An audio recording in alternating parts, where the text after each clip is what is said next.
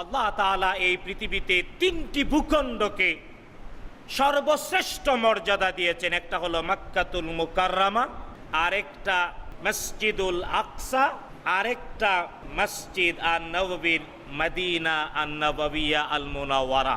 এই জন্যে পৃথিবীর শ্রেষ্ঠ তিনটি শহর, পৃথিবীর শ্রেষ্ঠ তিনটি ভূখণ্ড, পৃথিবীর শ্রেষ্ঠ তিনটি নগরী আল্লাহ এবং তার রসুল এবং ধারাবাহিকভাবে নবীগণ স্বীকৃতি দিয়েছেন। এর মধ্যে প্রথম মক্কাতুল মুকাররমা, 2 নাম্বার আল কুদস শহর, 3 নাম্বার মদিনাতুল মুনাওয়ারা।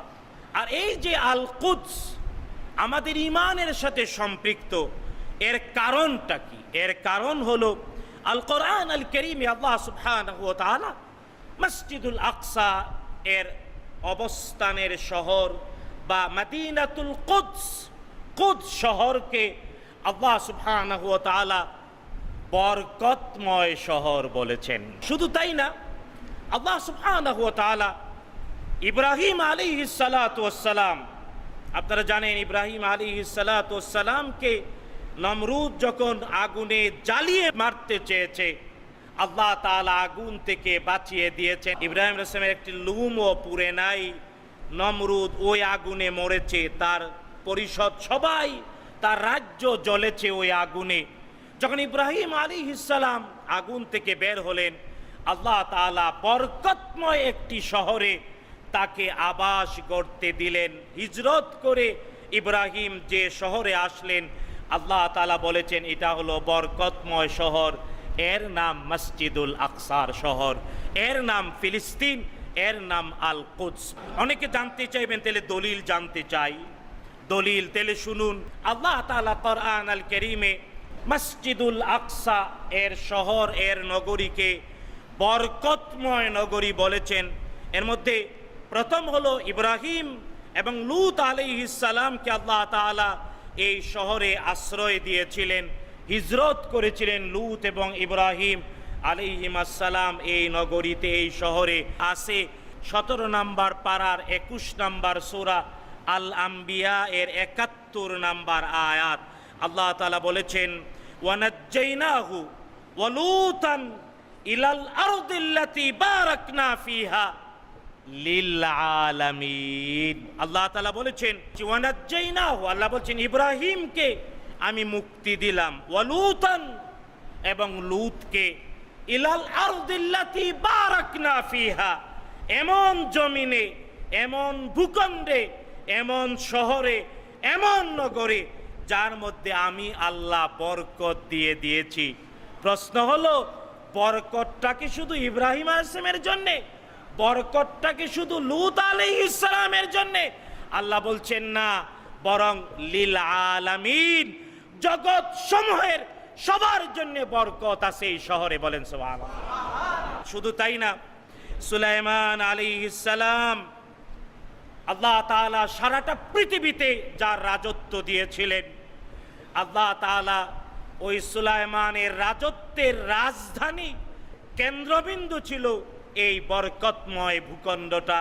আল্লাহ তাআলা বলেছেন 21 নম্বর সূরা সূরাতুল আম্বিয়া এর 81 নম্বর আয়াত, ওয়ালি সুলাইমান আর-রিহা আসিফাতান তাজরি বিআমরিহি, আর সুলাইমান আমি করতলগত করে দিয়েছিলাম তার জন্যে প্রচণ্ড বেগে প্রবাহিত বায়ুকে। কোথায় নিয়ে যাবে? ইলাল আরদিল্লাতী বারাকনা ফিহা, এমন জমিনের দিকে যে জমিনটাকে আমি আল্লাহ বরকতময় করেছি। ওয়া কুন্না বিকুল্লি শাইইন আলিমিন, আর আমি সব ব্যাপারে জ্ঞানী। সুলাইমান আলাইহিস সালাম তার বাহনটা অনেক দ্রুতগতি সম্পন্ন আর অনেক প্রযুক্তি নির্ভর ছিল, যে প্রচণ্ড বেগে প্রবাহিত বায়ু তার করতল, তার আদেশে প্রবাহিত হতো আর নিয়ে যেত তাকে এমন জমিনে যেখানে বরকত করেছেন কে? আল্লাহ সুবহানাহু ওয়া তাআলা। শুধু তাই না, আল্লাহ তাআলা সাইয়েদনা মূসা আলাইহিস সালাম এবং তার উম্মতকে ফেরাউন এবং তার সম্প্রদায় থেকে মুক্তি দিলেন। লোহিত সাগরের সুয়েজ উপসাগরের মধ্য দিয়ে রাস্তা করে দিলেন। কিন্তু সমুদ্র অতিক্রম করিয়ে একটি বরকতময় ভূখণ্ডে আশ্রয় দিয়েছিলেন, তার নাম ফিলিস্তিন। যদি কেউ দেখতে চান, সূরাতুল আরাফের 137 নাম্বার আয়াত আল কারীমাতে আল্লাহ সুবহানাহু ওয়া তাআলা কিয়ামত পর্যন্ত সবার জন্য দলিল করে জানিয়ে দিলেন, ওয়া আওরাসনাল কওমাল্লাযীনা কানু ইউস্তাদআফুন।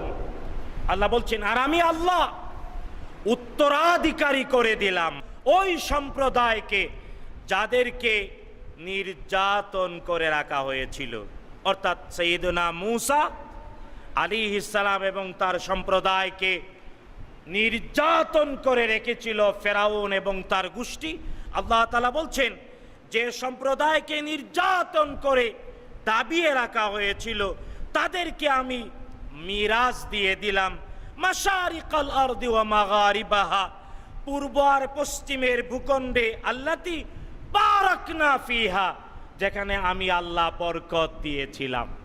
শুধু তাই না, আল্লাহ সুবহানাহু ওয়া তাআলা 34 নাম্বার সূরা এর 18 নাম্বার আয়াতে আবারও পরিচয় করিয়েছেন বাইতুল মুকাদ্দাসের শহর মদিনাতুল কুদস আর এর দেশ ফিলিস্তিন, যেটা পূর্বের শাম দেশ।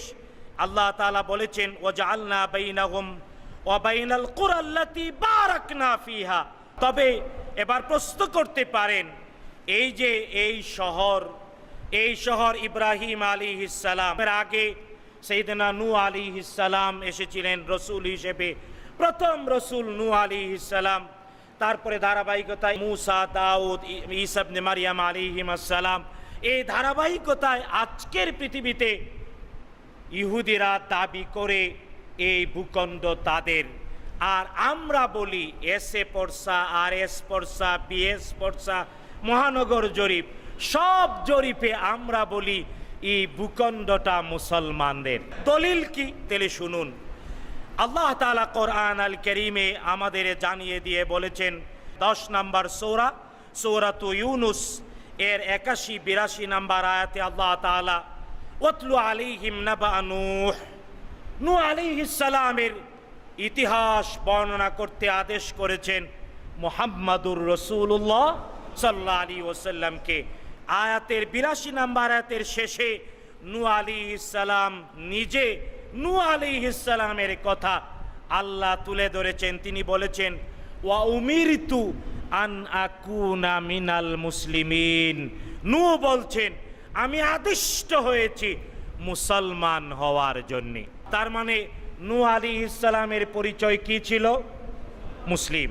এবার আসেন ইব্রাহিম আলাইহিস সালাম, একটু আগে শুনলাম আল্লাহ তাআলা তাকে হিজরত করিয়েছিলেন, আশ্রয় দিয়েছিলেন ফিলিস্তিনে, শাম দেশে, আল কুদস শহরে, মসজিদুল আকসার আঙ্গিনায়, যেটাকে আল্লাহ জগৎ সমূহের জন্য বরকতময় করেছেন। ইব্রাহিমের পরিচয় কি?